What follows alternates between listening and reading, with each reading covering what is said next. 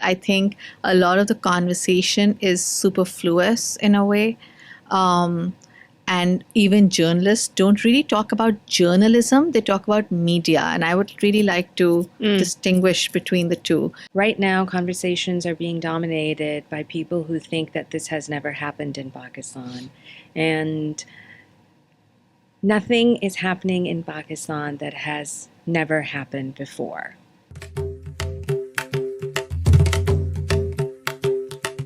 Hi, welcome to Unprecedented, a podcast about journalism affairs in Pakistan. I'm Muna. I'm going to introduce you to my co-host.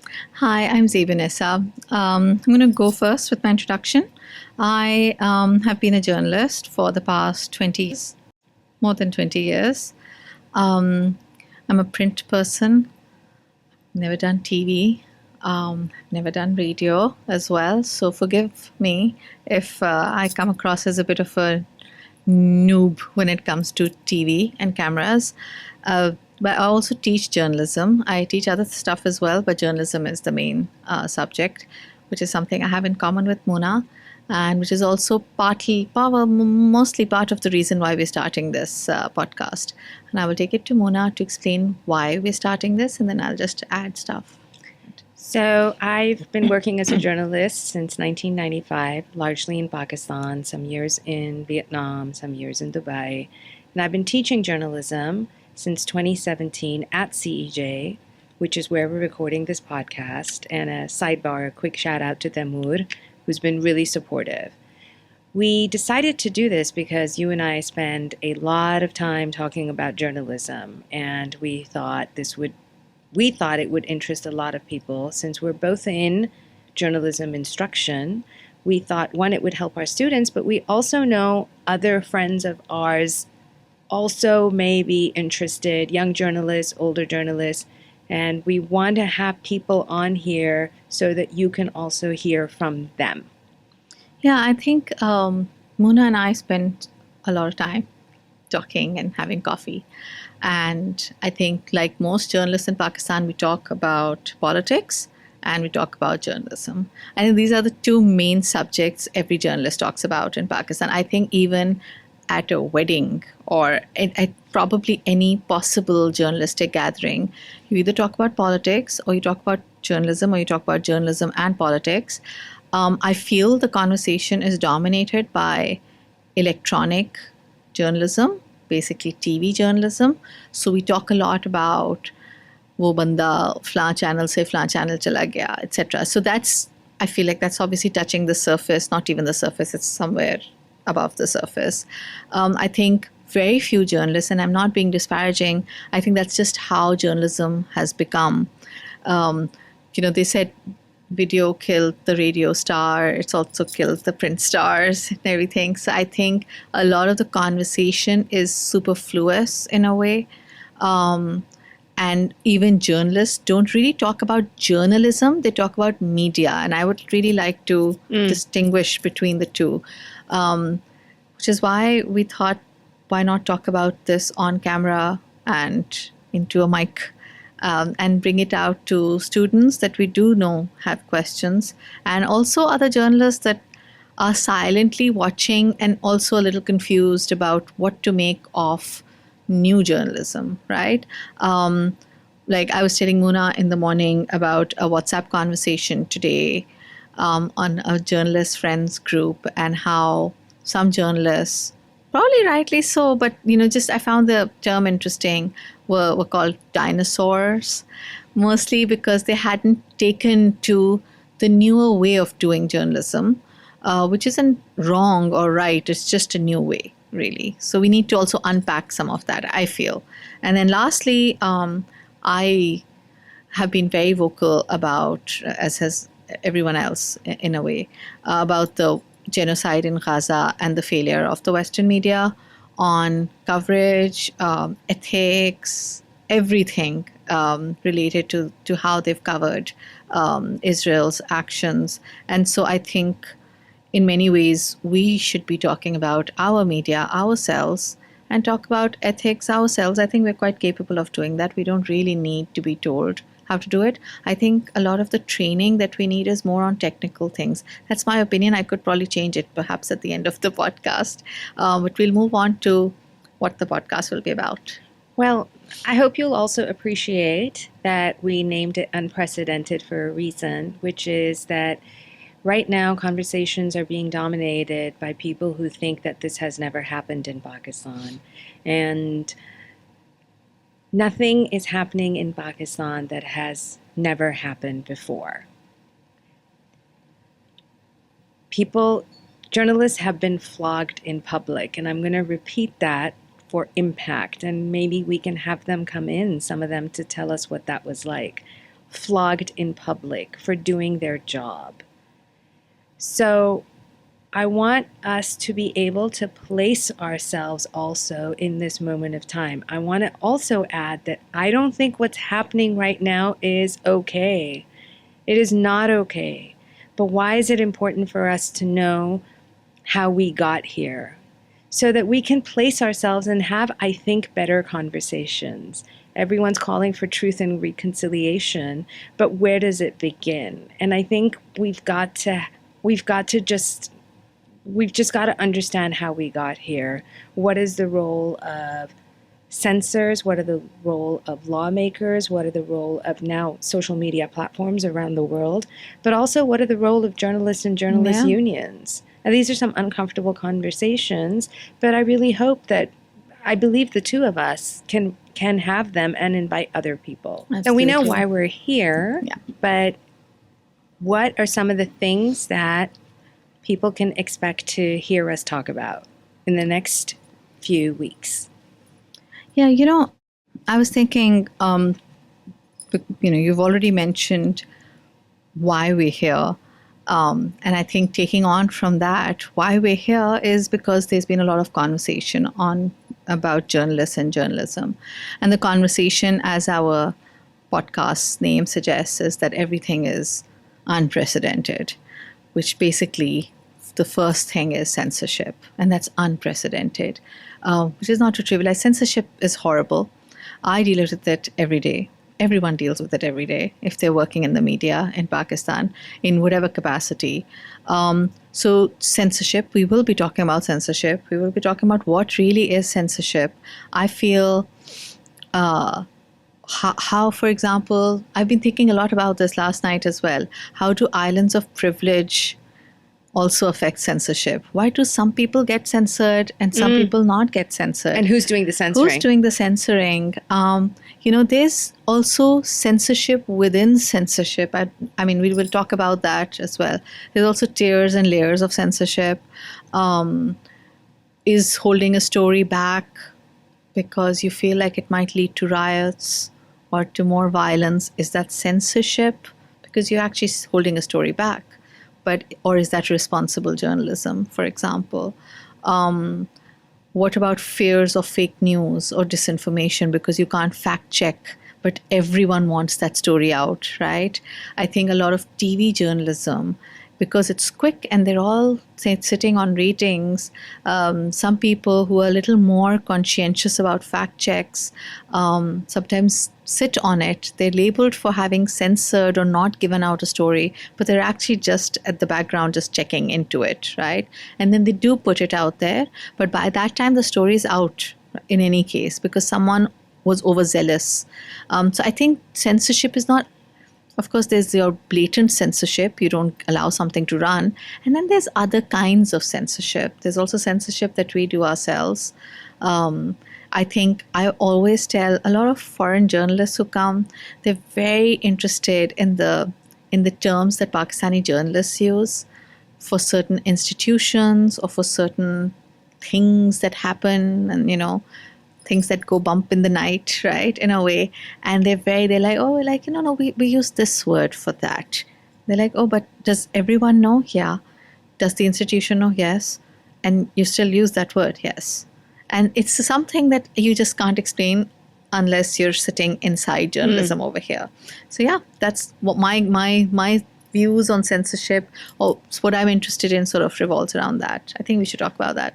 On a smaller level, I do want to talk about corporate censorship because it ties into advertising, which ties into our business model, which is in a way held so many organizations back because they're so dependent on the market.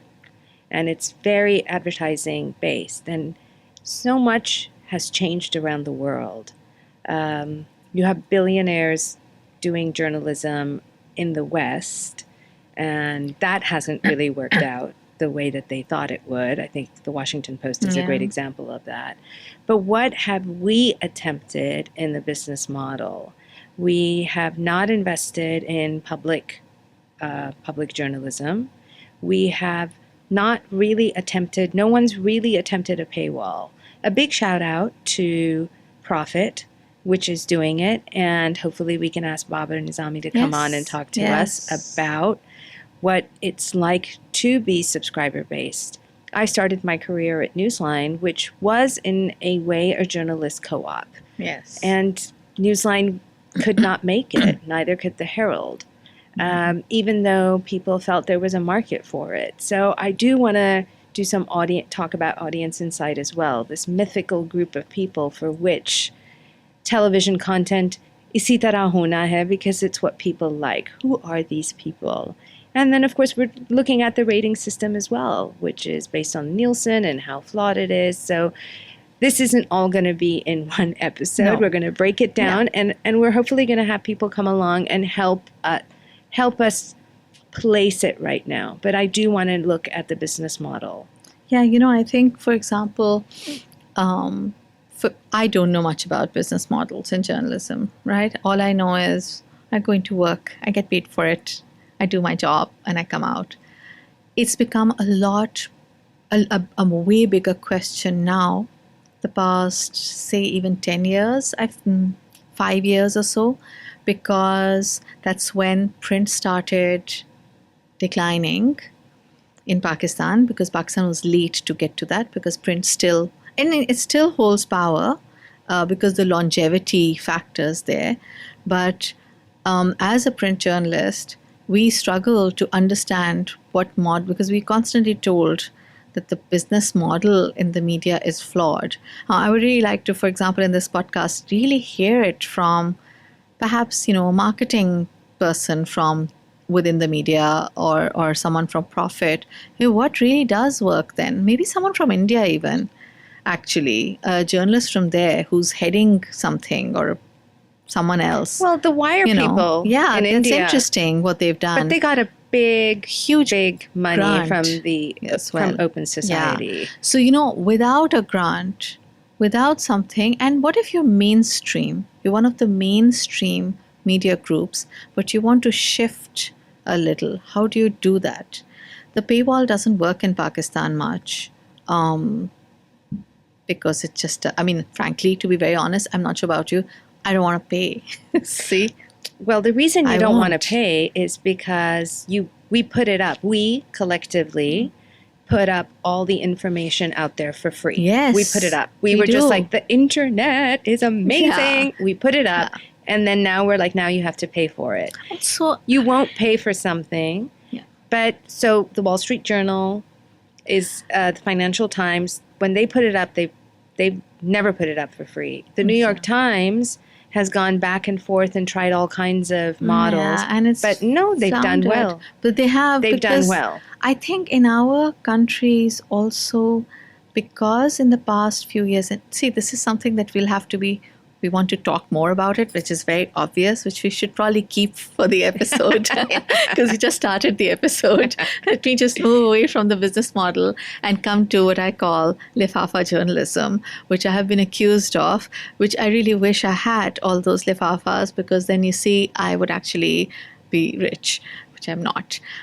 So I think one of the things I would really like to unpack is bias and the age-old and extremely irksome question of neutrality in journalism. And as a philosopher once said, "Sirf जानवर neutral होते हैं." I agree. सिर्फ जानवर neutral होते हैं क्योंकि neutral journalism नहीं होती. And I will propose that thesis, and then Muna and I will talk about it hopefully at some point. What is bias in journalism, or maybe activism and journalism, and how do you stay an activist, but also how do you do journalism? Can you even do that? Politics and journalism. I think that's been the most often quoted or often talked about thing in the past 3 years at least, right? Lifafa, bias, be neutral, but don't be neutral. So I feel like this is something we should really unpack. And whose neutrality? Who's neutrality? Who's telling you to be neutral? You see, that's just it. Let's face it, but again, I'm going to launch into an episode. What else, I think? Well, if anybody has read my column in Dawn, they will not be surprised that I want to talk about gendered newsrooms. And I have been fortunate enough to hold senior management positions and have often been the only woman in that boardroom or Zoom calls. And just the way women are treated in newsrooms. I'm happy to talk about some experiences where I am a woman, ergo not hard news, how beats are given out, women don't get crime, etc., things like that. Also, HR policies around women. Women will not work the night shift, even if she wants to, because wo transport ka masla hota hai. This strange position where I think HR managers take it upon themselves to be dads or brothers or paternalistic attitudes, that whole thing. Yeah. And how does the newsroom management keep women back? This idea that a woman is here, and of course things have changed so much since when I started in '95. Of course, and that's amazing to see so many young women coming in, and I'm really, really excited. Your new master's batch has started, which seems to have a lot more women this time. That's amazing. But what happens? We come here, we teach them, we give them all these skills, but then there's still some babas out there with their preconceived notions. And I think I would really like to unpack it from a management point of view, but also from this idea of what are the stories that women get and don't get. Yes. For. Yes. Yeah, I think, so I think the one thing that TV did, a good job that TV did, was that it mainstreamed women in journalism more than, because in the beginning, or when we were starting out, women in English medium, like English print, had it easier in the sense that there were women there. Let's just, women in Urdu papers were there, of course, but they had woman reporter, lady reporter, stag, and the softer beat magazine journalism is always considered a woman's domain. I don't know why. I mean, I just don't get it. Also, women were doing it. Yeah, Razia Bhatti Rehana, they were doing it. So, and I'm talking magazines in the sense of lifestyle alone. Right. Only. Akhbar-e Jahan, what people have done now is, we have friends who are doing entertainment vlogs and shows online that can rival, in my opinion, international journalism on celebrity journalism, for example. I mean, you have, there's also a space for that, right? So I think in that way, it's a good thing, the TV sort of mainstream, because I think it was a market decision as well, right? Because you can't afford to lose out on that, right? So if one did it, like I think Geo did it, then everyone else had to do it. Geo, for example, I think, a shout out really to Report Card having put 3 women and 4 women all at once, right, on one show, which wasn't actually usual just a few years back, because you'd have one token woman somewhere, right? Sometimes, not even that. You'd have manels mostly. And while I'm not a big fan of tokenism generally, so I think, have women there because they should be there, not just because of gender. I think you can always find, can't you find women journalists to comment on what's happening, really?